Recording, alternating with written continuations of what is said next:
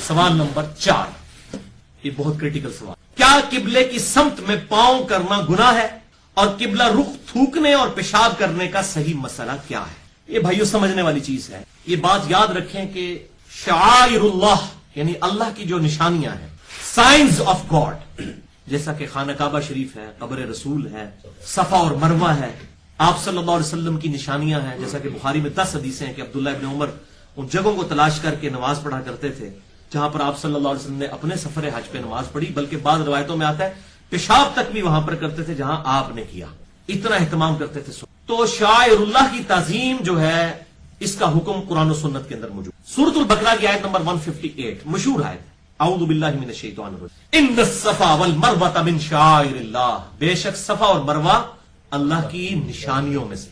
اب یہ ڈیٹیل ہمیں حدیث میں نہیں ملتی، لیکن ہمیں تورات میں پیدائش جو پہلے والا چیپٹر ہے کریشن، اس میں ملتا ہے کہ اسی مقام پر حضرت ہاجر نے، حضرت اسماعیل کی والدہ، یہ ہاجرہ لفظ غلط ہے، ہاجر لفظ ہے، تو سیدہ ہاجر نے جو ابراہیم علیہ السلام کی بیوی اور حضرت اسماعیل کی والدہ تھی، وہاں پر چکر لگائے تھے پانی کی تلاش میں، تو ان کو بھی اللہ نے اپنی نشانیاں قرار دیا، صفا اور مروہ۔ سورۃ الحج کی آیت نمبر 36 میں اللہ تعالیٰ نے قربانی کے لیے جو ہدی کے جانور ہیں جو حاجی ساتھ لے جاتا ہے، خصوصاً یہ جو حج تمتع اور حج قران کرنے والے لوگ ہیں، اور قران والے تو ظاہر ہے پھر احرام بھی نہیں کھول سکتے جب تک کہ وہ اس ہدی کو قربان نہیں کرتے ہیں، ان ہدی کے اونٹوں کو بھی آپ نے کہا یہ بھی شاعر اللہ ہے، اونٹ، ان کو شاعر اللہ کہا۔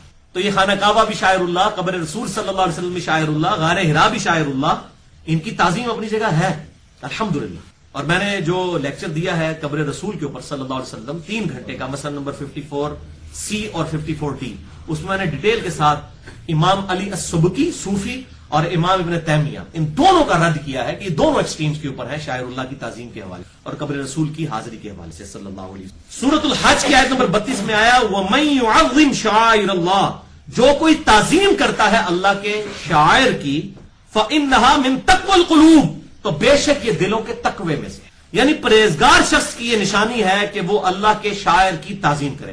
تعظیم کا یہ مطلب نہیں ہے کہ جا کے قبر رسول پہ سجدے شروع کر دے، یہ نہیں، تعظیم اسی طریقے سے ہوگی جیسا کہ سکھائی گئی ہے، صلاۃ و سلام عرض کرے، جا کر درود شریف پڑھے، اسی طریقے سے خانہ کعبے کو جا کر چومنا، اس کی دیواروں کو چومنا، غلاف کعبہ سے لپٹنا، یہ تعظیم نہیں ہے۔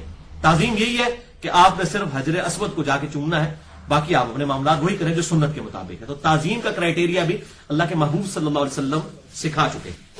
اسی حوالے سے ایک حدیث ہے صحیح بخاری اور مسلم کی متفق علیہ حدیث، بخاری میں 394، مسلم میں 609، مشکات میں 734، کہ آپ صلی اللہ علیہ وسلم نے فرمایا جب تم قضائے حاجت کے لیے جاؤ، یعنی پیشاب اور پخانے کے لیے، تو نہ تو قبلہ کی طرف رخ کر کے بیٹھو اور نہ قبلہ کی طرف پیٹ کر کے بیٹھو، یعنی پیٹ کرنا بھی منع، رخ کرنا بھی منع، یعنی اگر قبلہ اس طرف ہے تو آپ کی ٹوائلٹ کی سیٹ اس طرح 90 ڈگری پہ ہونی چاہیے، نہ قبلے کی طرف پیٹ ہو نہ رخ۔ اور میں نے کئی مسجدیں دیکھی ہیں ان کے بھی ٹوائلٹ قبلہ رخ بنے ہوئے ہوتے ہیں، اور بعض جو زیادہ سمجھدار ہیں انہوں نے صرف وہ پیٹ قبلے کی طرف کی ہوتی ہے، وہ کہتے ہیں جی پیٹ ہو رہی ہے، بھی منہ تو نہیں ہو رہا، دونوں چیزیں منع ہے۔ اور بخاری اور مسلم کی اس حدیث میں آگے الفاظ ہیں کہ سعد ابن ابی وقاص کہتے ہیں کہ جب شام فتح ہوا، تو شام فتح کب ہوا ہے؟ حضرت عمر کے دور میں، یعنی یہ حدیث ڈیسائسو ہوگی، یہ یاد رکھنا ہے، یہ حدیث آپ صلی اللہ علیہ وسلم کی وفات کے بعد وہ بیان کر رہے ہیں۔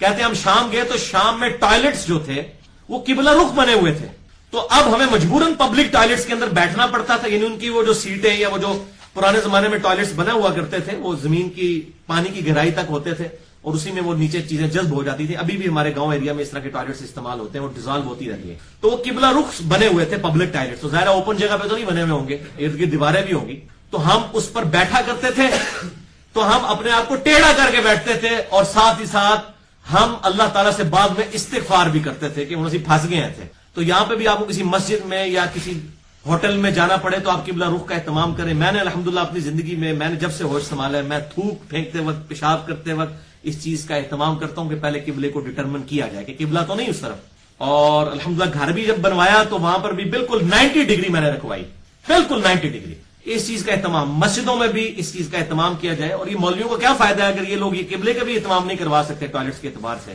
یہ صرف چندے بٹورنے کے لیے اور مسجدیں بنانے کے لیے، ان کو یہ بھی تمیز نہیں ہے کہ ہم نے یہ ٹوائلٹس کو کس طرح بنانا ہے۔ تو یہ پہلے چیز دیکھنی چاہیے کہ ٹوائلٹس کو صحیح اس اعتبار سے بنایا جائے۔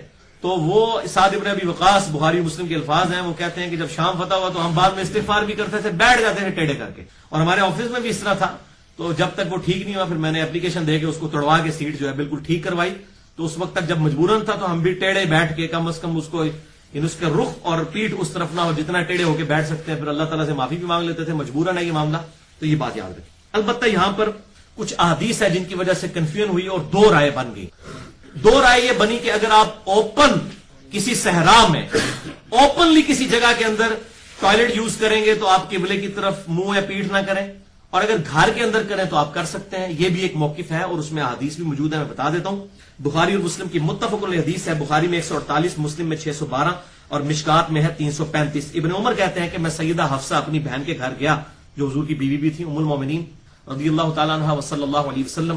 تو وہ کہتے ہیں کہ میں آپ صلی اللہ علیہ وسلم کے گھر میں جب داخل ہوا تو گھر کی چھت پر میں نے آپ صلی اللہ علیہ وسلم کو دور سے دیکھا کہ آپ صلی اللہ علیہ وسلم قبلے کی طرف پیٹھ تھی اور آپ صلی اللہ علیہ وسلم پیشاب فرما رہے تھے. انہوں نے دور سے ان کو شائبہ سا اس حوالے سے ہوا. اور وہ بعد میں بھی محدثین نے پھر اس پہ یہ بات لکھی ہے کہ وہ چونکہ اینٹیں بھی اسی سٹائل میں رکھی ہوتی تھیں ٹوائلٹ کو یوز کرنے کے لیے, اس زمانے میں سیٹیں نہیں ہوا کرتی تھی, تو اس سے ابن عمر نے یہ اندازہ لگایا کہ آپ صلی اللہ علیہ وسلم بیٹھے ہوئے انہوں نے دیکھا, بعد میں انہوں نے اینٹیں آبزرو کی ہوں گی تو اس سے انہوں نے اندازہ لگا لیا. تو اس سے یہ پھر وہ پلی لیتے ہیں کہ جی رخ کرنا منع ہے اور پیٹھ کرنا جو ہے وہ جائز ہے. اور بعض اس طرف گئے کہ یہ آپ صلی اللہ علیہ وسلم کی خاصیت ہے. لیکن ایک اور حدیث ہے صحیح مسلم میں 606 اور مشکات میں 336. سلمان فارسی کہتے ہیں کہ آپ صلی اللہ علیہ وسلم نے ہمیں قبلے کی طرف منہ کر کے رفع حاجت کرنے سے منع کیا اور دائیں ہاتھ سے استنجا کرنے سے منع کیا. یعنی منہ کر جو کرنا ہے یہ پرٹیکولر اس کے اوپر زیادہ وعید ہے. پیٹھ کا معاملہ ذرا ہلکا ہے. لیکن ایک اور حدیث ہے پیٹھ والے معاملے میں بھی, وہ امام ترمذی لے کر آئے ہیں, حدیث نمبر 8, اور اس کے تحت ائمہ کے اقوال بھی لے کر آئے, حدیث نمبر 8 اور 9. اور اس میں جو ایک حدیث ہے وہ ضعیف ہے, لیکن جو حدیث نمبر 8 ہے وہ بالکل صحیح حدیث ہے کہ جابر بن عبداللہ رضی اللہ تعالیٰ عنہ کہتے ہیں کہ ہم نے آپ صلی اللہ علیہ وسلم کو وفات سے 1 سال پہلے قبلے کی رخ پیشاب کرتے ہوئے دیکھا. اس میں پھر امام ترمذی نے بڑی ڈیٹیل سے لکھا ہے کہ ائمہ کے مختلف اقوال ہیں, امام احمد بن حنبل کا کیا موقف ہے, اور پھر انہوں نے لکھا کہ مینلی 2 موقف ہیں کہ اگر آپ صحرا میں یا اوپن جگہ پر کریں گے پھر قبلہ رخ نہیں کر سکتے, اور اگر کلوز باؤنڈری میں کریں گے تو آپ کر سکتے. تو یہ 2 طرح کے موقف. بہرحال علم کے میدان میں جذبات کی کوئی حیثیت نہیں ہوتی. مجھے دونوں ائمہ سے اختلاف ہے, کیونکہ جو پہلی میں نے حدیث بیان کی ہے بخاری اور مسلم کی متفق علیہ حدیث, بخاری میں 148, مسلم میں 612 اور مشکات میں 335, اس میں تو بالکل واضح سعد ابن ابی وقاص یہ حدیث بیان کر رہے ہیں, اور حدیث کے فہم کو وہ سب سے بہتر جانتے ہیں. وہ کہتے ہیں جب شام فتح ہوا تو شام کے ٹوائلٹس جو ہیں, جب ٹوائلٹ پبلک ٹوائلٹ تھے تو وہ اوپنلی صحرا میں تو نہیں بنے ہوئے ہوں گے, کلوز باؤنڈریز میں بنے ہوں گے, دیواریں ہوں گی چاروں طرف, تو ان کی جو سیٹیں تھی قبلہ رخ تھی, تو ہم اس میں بھی یہ قبلہ رخ ہو کے نہیں بیٹھتے تھے بلکہ پھر کے بیٹھتے تھے, اور ہم اللہ سے استغفار کرتے تھے کیونکہ آپ صلی اللہ علیہ وسلم نے قبلے کی طرف منہ اور پیٹھ کرنے سے منع کیا. لہذا میرا موقف نہ تو امام احمد بن حنبل کے ساتھ ہے نہ امام شافعی کے ساتھ, میرا موقف جو ہے سیدنا سعد ابن ابی وقاص کے ساتھ ہے, امام سعد ابن ابی وقاص رضی اللہ تعالی عنہ کے ساتھ ہے. ان کا موقف اس میں ٹھیک ہے. بہرحال اگر کوئی دوسری طرف جاتا ہے ان حدیث کی روشنی میں, ہم اس پہ فتویٰ کو نہیں لگاتے, لیکن ہم ترغیب ضرور دلائیں گے کہ فتویٰ اپنی جگہ اور تقویٰ اپنی جگہ, اللہ کے شاعر کی تعظیم کریں. اور اب میں آپ کو ساتھ ہی, اب یہ معاملہ تو ہو گیا پیشاب کا, اب تھوک کے حوالے سے بھی ذرا سن لیجئے. یہ پاؤں کرنے کے اعتبار سے بھی میرا موقف اجتہاداً یہی ہے, نہ تو قبلہ رخ پاؤں کیے جائیں نہ تھوکا جائے. اور حرمین شریفین میں نے عموماً دیکھا ہے کہ وہ عربی نماز پڑھتے سیدھی ٹانگیں سیدھی کر لیتے ہیں قبلہ رخ, اور عجیب وہ بےہودہ سا منظر ان کا جو ہے وہ قائم ہوا ہوتا ہے. اور یہاں پہ جب پاکستانی آتے ہیں وہ کہتے ہیں جناب اسی تے اوتے نہیں کرتے, ایتھے کرتے پے نے, 4000 کلومیٹر دور بہ کے بھی اسی نہیں کرتے تھے, ایتھے کھانے کا وچ بہ کے انہوں نے لتاں اڑی قبلے ال کیتیاں نے. تو اب وہ آپ سن لیں کہ یہ تھوک والا معاملہ بھی بخاری اور مسلم کی متفق علیہ حدیث ہے. بخاری میں 405, مسلم میں 1228, مشکات میں 746 کہ نبی صلی اللہ علیہ وسلم نے مسجد میں قبلہ رخ جو دیوار تھی اس پہ ایک بلغم تھوک لگی ہوئی دیکھی, تو آپ صلی اللہ علیہ وسلم نے اپنے مبارک ہاتھوں سے اسے صاف کیا. یہ مولوی کیا کرتے ہیں, وہ خادم کو بلاتے ہیں کیونکہ وہ توہین سمجھتے ہیں نا مسجد کی صفائی کرنے کو. آپ صلی اللہ علیہ وسلم نے اپنے مبارک ہاتھوں سے بلغم صاف کیا مسجد کی دیوار کا جو دیوار قبلہ رخ تھی. اور پھر آپ صلی اللہ علیہ وسلم نے فرمایا کہ جب تم میں سے کوئی شخص نماز کے لیے کھڑا ہوتا ہے تو اس کا رب قبلہ اور اس کے درمیان ہوتا ہے, تو وہ کبھی بھی قبلہ رخ نہ تھو.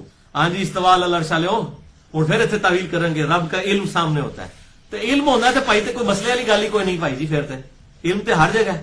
ہم تعویل نہیں کرتے, ہم اللہ ہی کو سپرد کرتے ہیں کہ ہاں ہمارا رب قبلے اور ہمارے درمیان ہوتا ہے جیسا کہ اس کی شان کے لیے، اور وہ استوا علی العرش ہے جیسا کہ اس کی شان کے لیے. اور یہ میرا کلپ ریکارڈ ہو چکا ہے الحمدللہ. اس کے بعد تو ایک طوفان مچ گیا، اور وہ کہہ رہے جی آپ نے امام ابن تیمیہ کو، بھائی امام ابن تیمیہ کی پھکی اس لیے دی ہے کہ یہ توصیف راشدی اور باقی مولویوں نے ڈاکٹر اسرار صاحب کو کفر اور شرک کے فتوے لگائے ہوئے ہیں. اب میں کہتا ہوں جناب اب آپ اسی طریقے سے فتوا ابن تیمیہ میں بھی کفر کا لگائیں جو میں نے اس کے عقیدے بتائے ہیں، جو صراحتاً کفری عقیدہ. اور شیخ البانی نے سلسلہ احادیث صحیحہ کی 133 نمبر حدیث میں یہ ڈکلیئر کیا ہے کہ اس سے بچنا واجب ہے، لوگوں کو بچانا واجب ہے. تو یہ میں نے بہت بڑا ایک الحمدللہ پچھلے لیکچر میں مسئلہ نمبر 110C کے اندر سوال و جواب میں دیا. اب یہاں پر دیکھ لیں، تمہارا رب حائل ہوتا ہے قبلے اور تمہارے درمیان، لہذا قبلہ رخ کوئی تھوکے نہ.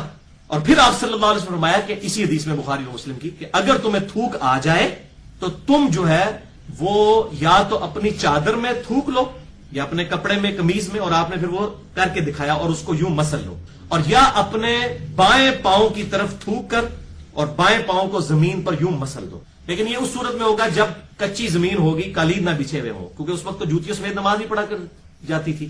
بخاری اور مسلم میں حدیث موجود ہے. اور آج بھی اگر کچی زمین ہو تو کوئی حرج نہیں ہے، ہمارے فوجی حضرات سیاچن میں جوتوں سمیت ہی نماز پڑھتے ہیں، اس میں کوئی حرج نہیں ہے. لیکن قالین والی مسجد میں یہ معاملہ نہیں ہوگا، اس میں آپ وہ کپڑے والی تھوک والی معاملہ کریں گے. اگر کسی رومال نکال کے اس میں تھوک پھینک سکتے ہیں، نیچے نہیں پھینکیں گے، اور تاکہ اس کا اہتمام کریں. لہٰذا اس مسجد میں آپ جوتیاں بھی نہیں لے کے جاتے، یہ بھی ذہن میں رکھیں قالین والی مسجد میں. ہاں اگر کوئی ایسی جوتیاں ہیں جو کہ باہر آپ استعمال نہیں کر رہے، جس طرح کچھ عرصہ پہلے تک حرم کا طواف کرتے ہوئے بھی وہ زمین تپ جاتی تھی تو طواف کعبہ کے لیے وہ علیحدہ سے نئی جوتیاں اندر لے کے جاتے تھے، اب تو وہ وائٹ والا ماربل لگ گیا، تو اس میں حرج کوئی نہیں ہے. لیکن اس معاملے میں یہ آپ نے خیال رکھنا ہے. تو آپ صلی اللہ علیہ وسلم نے فرمایا کہ تھوکنا ہے تو اس طریقے سے تھوکو. تمہارا رب حائل ہوتا ہے قبلے اور تمہارے درمیان. اب میں نے ایک الگ سے کلپ بھی میرا چڑھ کیا ہے یوٹیوب کے اوپر، اللہ کہاں ہے. آپ دنیا میں کہیں بیٹھ کر نہ گوگل پہ لکھیں اللہ کہاں ہے، یا انگلش میں لکھیں ویئر از اللہ، اور آگے لکھ دیں انجینئر محمد علی مرزا، تو وہ کلپ کھل جائے گا انشاءاللہ. اس میں نے حنفیوں کو بھی پھکی دی ہے اور سلفیوں کو بھی، یعنی جو ایک ایکسٹریم پہ تھے کہ وہ استواء العرش کا انکار کرتے تھے، دوسری طرف وہ اللہ تعالیٰ کی مائیت کی تعویل کرتے تھے. تو میں نے کہا دونوں ہی باطل تعویلات کرتے ہیں، دونوں اپنا معاملہ اللہ کے سپرد کریں کہ اللہ تعالیٰ اپنے عرش پر مستوی ہے جیسا کہ اس کی شان کے لائق ہے، یہ فرض ہے ماننا، اور وہ ہمارے ساتھ بھی ہے جس طرح اس کی شان کے لائق. شام کو 3 دفعہ پڑھ لے صبح تک نہیں آئے گی. بسم اللہ الذی لا یضر مع اسمہ شیء فی الارض ولا فی السماء، اللہ کے نام کے ساتھ کہ جس کے نام کی برکت سے زمین و آسمان میں کوئی چیز نقصان نہیں پہنچا سکتی، وہی سننے والا اور علم رکھنے. یہ آپ شام کو پڑھ لیں صبح تک اللہ کی حفاظت میں، صبح پڑھ لیں شام تک، شیطان کے خلاف قلعہ ہیں یہ الفاظ الحمدللہ. اور یہ حدیث بڑی زبردست ہے، ترمذی اور ابو داؤد میں آگے بھی الفاظ چلتے ہیں اس حدیث کہ یہ حدیث پتہ کس نے بیان کی؟ حضرت عثمان غنی کا بیٹا تھا ابان بن عثمان، اس نے یہ حدیث بیان کی ایک تبع تابعی کو. تو اس تبع تابعی نے جب یہ حدیث سنی تو بڑے غور سے ابان کو دیکھا، کیونکہ حضرت ابان جو تھے رحمہ اللہ ان پہ فالج کا اٹیک ہوا تھا، ان کے جسم پہ راشا تھا. تو انہوں نے کہا یہ حضرت مجھے تو وظیفہ بتا رہے ہیں، خود تو اتنی بڑی مصیبت میں پڑے ہوئے ہیں کہ ان کے اوپر فالج گر گیا ہوا ہے. تو حضرت ابان نے فرمایا اللہ کی قسم میں نے عثمان اپنے باپ پر جھوٹ نہیں باندھا، یہ وظیفہ جو تمہیں بتا رہا ہوں جس دن مجھ پر یہ فالج کا اٹیک ہوا اس دن میں یہ صبح وظیفہ پڑھنا بھول، اس لیے تم پر یہ مجھ پر ناگہانی آفت دیکھ رہے ہو کہ میں خود بھول گیا تھا بسم اللہ الذی لا یضر پڑھنا. آپ یقین دیکھیں ان کا کتنا لوگ کہتے ہیں میں وظیفہ نہیں پڑھا اس واسطے میں نے کام پہ گیا. تو منو اینج نہ ویخ تو کہ بھئی آپ پہ تے فالج کا اٹیک ہے تو سانو میں وظیفہ دس دے کوئی مصیبت نہ ہے، تو سب تو بڑی مصیبت پئی ہوئی ہے، سب سے بڑی مصیبت تو آپ پہ پڑی ہے کہ آپ پر یہ فالج کا اٹیک ہوا. تو مجھے ایسے مت دیکھو، میں اس دن یہ وظیفہ کرنا بھول گیا تھا. آپ یقین دیکھیں کس لیول کا یقین تھا. یہ جامعہ ترمذی 3388 اور سنن ابی داؤد 5088 نمبر حدیث میں یہ آگے بھی یہ الفاظ موجود ہیں کہ ابان رحمہ اللہ نے وہ بات بتا دی کہ بھائی میں اس دن یہ وظیفہ پڑھنا بھول گیا تھا اور کوئی مسئلہ نہیں تھا، یعنی اگر میں نے یہ وظیفہ پڑھا ہوتا تو میرے ساتھ ایسا نہ ہوتا. یہ تھا ان کا یقین اس حوالے. تو یقین میں نے کہا کہ یقین ہوگا تب وظیفہ رنگ لائے گا، ادروائز اگر یقین نہیں ہوگا پھر وظیفہ بھی کوئی کام کرنے والا نہیں ہے. دوسرا وظیفہ صحیح بخاری میں حدیث ہے کہ آپ صلی اللہ علیہ وسلم نے ارشاد فرمایا کہ معوذات 3 پناہ دینے والی صورتیں، 3 تعویذ معوذات، ایک ہے معوذتین وہ 2 بن جاتے، قل اعوذ برب الفلق اور قل اعوذ برب الناس. لیکن یہاں الفاظ ہیں بخاری میں معوذات 3 پناہ دینے والی صورتیں. یہ اگر کوئی پڑھ لے تو یہ 3 صورتیں شیطان، جنات اور جادو کے خلاف اللہ کی پناہ میں آنے کا ذریعہ ہے. یہ تعویذ ہیں یہ 3 صورت. اور بخاری میں 5017 نمبر حدیث اسی کانٹیکسٹ میں موجود ہے کہ آپ صلی اللہ علیہ وسلم معوذات رات کو سونے سے پہلے 3 دفعہ پڑھتے تھے. 3 دفعہ سورہ اخلاص، 3 دفعہ سورۃ الفلق اور 3 دفعہ سورۃ الناس. آخری 3 صورتیں معوذات، 3 پناہ دینے والی، 3 تعویذ، 3 تعویذ پڑھ کے 3 دفعہ آپ صلی اللہ علیہ وسلم ہاتھوں کو پھونک کے اپنے پورے جسم پہ جہاں تک ہاتھ پہنچتا تھا آپ صلی اللہ علیہ وسلم دم کیا کرتے تھے. یہ ہے سنت. دم کو بھی ہم مانتے ہیں. اور قربان جب حضرت عائشہ کے الفاظ ہیں اسی حدیث میں کہ جب حضور بیمار ہو گئے تو میں یہ صورتیں پڑھا کرتی تھی، پڑھ کے آپ کے ہاتھوں پر پھونک کے آپ کے ہاتھوں کو ہی آپ کے جسم پہ پھیرا کرتی، اپنے ہاتھوں کو نہیں. ظاہر ہے وہ تو مبارک ہاتھ ہے. تو حضرت عائشہ پڑھتی تھی، حضور صلی اللہ علیہ وسلم کو دم ڈالتی تھی، لیکن دم ڈالنے کے بعد حضور کے ہاتھوں پر پھونک کے حضور کے ہاتھوں کو ہی حضور کے جسم پر صلی اللہ علیہ وآلہ وسلم پھیرا کرتی تھی. تو یہ بہترین تعویذ ہے. قل هو اللہ احد اور قل اعوذ برب الفلق اور قل اعوذ برب الناس، یہ پڑھ کر پھونکے. یہ ہمارے ان اذکار میں موجود ہے. دوسرا وظیفہ. تیسرا وظیفہ آیت الکرسی کا وظیفہ. سورۃ البقرہ کی آیت نمبر 255، جس کے بارے میں صحیح بخاری میں انٹرنیشنل نمبر کے مطابق 2311 نمبر حدیث ہے کہ آپ صلی اللہ علیہ وسلم نے اس بات کو انڈورس کیا جب شیطان انسانی شکل میں حضرت ابو ہریرہ کے پاس آیا رضی اللہ تعالی عنہ.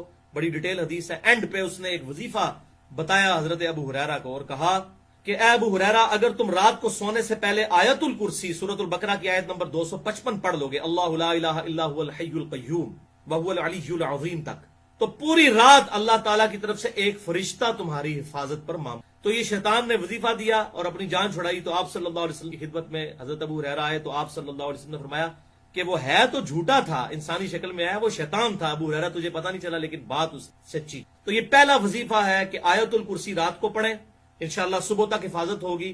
ویسے آپ نے فجر کے بعد بھی ایک دفعہ پڑھ لیا تب بھی ٹھیک ہے. وہ سنن نسائی الکبریٰ کے اندر صحیح سند کے ساتھ یہ حدیث موجود ہے کہ آپ صلی اللہ علیہ وسلم نے فرمایا جو فرض نماز کے بعد آیت الکرسی پڑھے گا مرتے ہی جنت میں داخل ہو جائے گا. لیکن نماز پڑھے گا نماز پڑھے بغیر تو نہیں جان چھوڑتی، نماز پڑھنے کے بعد پڑھے گا. خالی آیت الکرسی پڑھنے سے جنت میں نہیں جائے گا. تو آیت الکرسی وہ ہم جو فجر کے بعد ایک دفعہ پڑھ لیتے ہیں وہ بھی ہو جاتی ہے اس حوالے سے. اگر ہم اہتمام کے ساتھ پڑھ لیں گے، لادہ سے پڑھ لیں تو زیادہ بہتر ہے. آخری وظیفہ سن لیں آپ. صحیح مسلم میں حدیث ہے ایک شخص کو بچھو کاٹ گیا رات کے وقت، تو آپ صلی اللہ علیہ وسلم نے فرمایا اگر تو شام کو یہ پڑھ لیتا نا، اعوذ بکلمات اللہ التامات من شر ما خلق، میں اللہ تعالیٰ کے کلمات تامہ کی پناہ میں آتا ہوں ہر اس چیز کے شر سے جو اللہ تعالیٰ نے پیدا کی ہے، تو تجھے کبھی بھی بچھو کا ڈنک اثر نہ کر. یہ حدیث صحیح مسلم مسند احمد میں موجود. 3 دفعہ یہ پڑھ لیتا. تو یہ شام کو پڑھیں اور اسی میں امپلائڈ ہے صبح کو پڑھیں تو شام تک کوئی اثر نہیں ہوگا کسی بھی زہریلے جانور کا.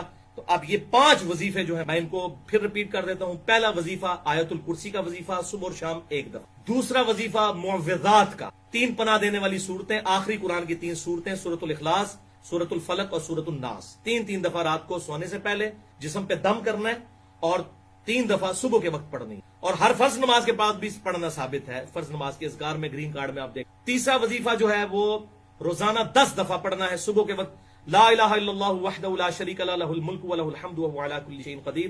اور 10 دفعہ شام کو. شیطان اور جنات کے اگینسٹ اللہ تعالیٰ کی حفاظت ہوگی اور مضبوط قلعے میں آ جائیں گے. چوتھا وظیفہ صبح اور شام 3 دفعہ بسم اللہ الذی لا یضر مع اسمہ شیء فی الارض ولا فی السماء وهو العلیم. اور 5واں وظیفہ صبح اور شام 3 دفعہ. ویسے حدیث میں شام کا ذکر ہے، صبح کا نہیں آیا، وہ اسی میں امپلائڈ ہے اجتہاداً.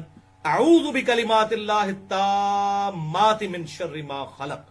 تو یہ اس کا ترجمہ بھی لکھا ہوا ہے گرین کارڈ پہ، بلو کارڈ پہ بھی، اور یہ ریسرچ پیپر نمبر 7 کا آخری پیج ہے. جادو ٹونا، وبائی امراض اور قدرتی حادثات سے بچنے کے صحیح سنت وظائف. اللہ تعالیٰ سے دعا ہے جو حق بات میں نے کہی اللہ تعالیٰ ہمارے دلوں میں راسخ فرمائے. اگر جذبات میں میرے منہ سے کوئی غلط بات نکل گئی تو اللہ تعالیٰ ہمارے دلوں سے معاف کر دے. ہمیں کتاب و سنت کی تعلیمات پر عمل کر کے دوسرے بھائیوں تک پہنچانے کی توفیق عطا فرمائے. سبحانک اللہم و بحمدک اشہد ان لا الہ الا انت استغفرک و اتوب الیک. یہ وہ وظائف ہیں جو انشاءاللہ ہم آسانی سے کر سکتے ہیں کیونکہ یہ ہمیں یاد بھی ہیں. تو کم از کم یہ 5 وظائف آپ یاد رکھیں، یہ بہت پاورفل ہیں. پہلا وظیفہ سن لیں کہ آپ صلی اللہ علیہ وسلم نے فرمایا 10 دفعہ جو یہ کلمات پڑھ لے صبح کے وقت اور 10 دفعہ شام کے وقت. اگر یہ صبح 10 دفعہ پڑھ لے تو 4 غلام حضرت اسماعیل علیہ السلام کی اولاد سے آزاد کرنے کا ثواب، اور دن رات میں ہر خطرناک چیز اور شیطان کے خلاف قلعہ ہو جائیں گے یہ کلمات. اور بڑے آسان، لا الہ الا اللہ وحدہ لا شریک لہ لہ الملک ولہ الحمد وہو علی کل شیء. 10 دفعہ صبح، 10 دفعہ یہ کلمات. چوتھا وظیفہ سیکنڈ لاسٹ زبردست ہے. جامعہ ترمذی میں 3388، سنن ابی داؤد میں 5088 کہ آپ صلی اللہ علیہ وسلم نے فرمایا کہ جو شخص صبح کے وقت یہ کلمات 3 دفعہ صرف پڑھ لے تو شام تک کوئی ناگہانی آفت اور مصیبت اسے نہیں آئے گی، اور جو شام کو 3 دفعہ پڑھ لے صبح تک نہیں آئے گی۔ بسم اللہ الذی لا یضر مع اسمہ شیء فی الارض ولا فی السماء، اللہ کے نام کے ساتھ کہ جس کے نام کی برکت سے زمین و آسمان میں کوئی چیز نقصان نہیں پہنچا سکتی، وہی سننے والا اور علم رکھنے۔ یہ آپ شام کو پڑھ لیں صبح تک اللہ کی حفاظت میں، صبح پڑھ لیں شام تک شیطان کے خلاف قلعہ ہیں یہ الفاظ الحمدللہ۔ اور یہ حدیث بڑی زبردست ہے، ترمذی اور ابو داؤد میں آگے بھی الفاظ چلتے ہیں اس حدیث کہ یہ حدیث پتہ کس نے بیان کی؟ حضرت عثمان غنی کا بیٹا تھا ابان بن عثمان، اس نے یہ حدیث بیان کی ایک تبع تابعی کو۔ تو اس تبع تابعی نے جب یہ حدیث سنی تو بڑے غور سے ابان کو دیکھا، کیونکہ حضرت ابان جو تھے رحمہ اللہ ان پہ فالج کا اٹیک ہوا تھا، ان کے جسم پہ راشا تھا۔ تو انہوں نے کہا یہ حضرت مجھے تو وظیفہ بتا رہے ہیں، خود تو اتنی بڑی مصیبت میں پڑے ہوئے ہیں کہ ان کے اوپر فالج گر گیا ہوا ہے۔ تو حضرت ابان نے فرمایا اللہ کی قسم میں نے عثمان اپنے باپ پر جھوٹ نہیں باندھا، یہ وظیفہ جو تمہیں بتا رہا ہوں جس دن مجھ پر یہ فالج کا اٹیک ہوا اس دن میں یہ صبح وظیفہ پڑھنا بھول گیا، اس لیے تم پر یہ مجھ پر ناگہانی آفت دیکھ رہے ہو کہ میں خود بھول گیا تھا بسم اللہ الذی لا یضر پڑھنا۔ آپ یقین دیکھیں ان کا کتنا، لوگ کہتے ہیں میں وظیفہ نہیں پڑھا اس واسطے میں نے کام پہ گیا۔ تو منو اینج نہ ویکھ تو کہ بھئی آپ پہ تے فالج دا اٹیک ہے تے سانوں پہ وظیفہ دس دے، کوئی مصیبت نہ ہے، تے سب تو بڑی مصیبت تے پئی ہوئی ہے، سب سے بڑی مصیبت تو آپ پہ پڑی ہے کہ آپ پر یہ فالج کا اٹیک ہوا۔ تو مجھے ایسے مت دیکھو، میں اس دن یہ وظیفہ کرنا بھول گیا تھا۔ آپ یقین دیکھیں کس لیول کا یقین تھا۔ یہ جامعہ ترمذی 3388 اور سنن ابی داؤد 5088 حدیث میں یہ آگے بھی یہ الفاظ موجود ہیں کہ ابان رحمہ اللہ نے وہ بات بتا دی کہ بھائی میں اس دن یہ وظیفہ پڑھنا بھول گیا تھا اور کوئی مسئلہ نہیں تھا، یعنی اگر میں نے یہ وظیفہ پڑھا ہوتا تو میرے ساتھ ایسا معاملہ نہ ہوتا۔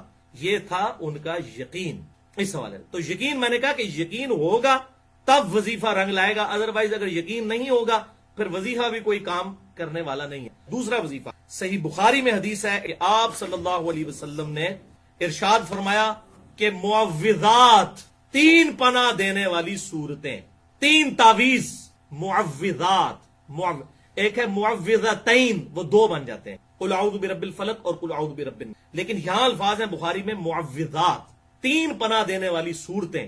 یہ اگر کوئی پڑھ لے تو یہ 3 صورتیں شیطان، جنات اور جادو کے خلاف اللہ کی پناہ میں آنے کا ذریعہ ہے۔ یہ تعویذ ہیں یہ 3 صورت۔ اور بخاری میں 5017 نمبر حدیث اسی کانٹیکسٹ میں موجود ہے کہ آپ صلی اللہ علیہ وسلم معوذات رات کو سونے سے پہلے 3 دفعہ پڑھتے تھے، 3 دفعہ سورہ اخلاص، 3 دفعہ سورۃ الفلق اور 3 دفعہ سورۃ الناس، آخری 3 صورتیں معوذات 3 پناہ دینے والی 3 تعویذ، 3 تعویذ پڑھ کے 3 دفعہ آپ صلی اللہ علیہ وسلم ہاتھوں کو پھونک کے اپنے پورے جسم پہ جہاں تک ہاتھ پہنچتا تھا آپ صلی اللہ علیہ وسلم دم کیا کرتے تھے۔ یہ ہے سنت، دم کو بھی ہم مانتے ہیں۔ اور قربان جب حضرت عائشہ کے الفاظ ہیں اسی حدیث میں کہ جب حضور بیمار ہو گئے تو میں یہ صورتیں پڑھا کرتی تھی، پڑھ کے آپ کے ہاتھوں پر پھونک کے آپ کے ہاتھوں کو ہی آپ کے جسم پہ پھیرا کرتی، اپنے ہاتھوں کو نہیں، ظاہر وہ تو مبارک ہاتھ ہے۔ تو حضرت عائشہ پڑھتی تھی، حضور صلی اللہ علیہ وسلم کو دم ڈالتی تھی، لیکن دم ڈالنے کے بعد حضور کے ہاتھوں پر پھونک کے حضور کے ہاتھوں کو ہی حضور کے جسم پر صلی اللہ علیہ وآلہ وسلم پھیرا کرتی تھی۔ تو یہ بہترین تعویذ ہے، قل هو اللہ احد اور قل اعوذ برب الفلق اور قل اعوذ برب الناس، یہ پڑھ کر پھونکے، یہ ہمارے ان اذکار میں موجود ہے۔